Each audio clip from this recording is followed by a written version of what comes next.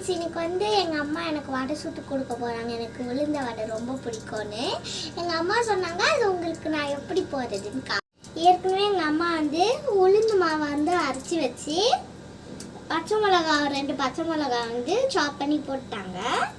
அப்புறம் வெங்காயம் வந்து சாப் பண்ணி வச்சுருக்காங்க, ஒரு 3 வெங்காயம். இப்போ வந்து வெங்காயத்தை போடுறதுக்கு முன்னாடி உப்பு போடணும். போட்டேன். இப்போ வந்து வெங்காயம் போடலாம்.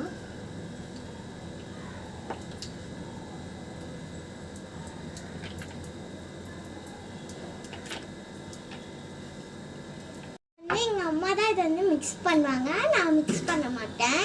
மிக்ஸ் பண்ணோடனே நான் எப்படி இருக்குன்னு காமிக்கிறேன். மட்டும் பச்சரிசி போடணும், போட்டுக்கலாம்.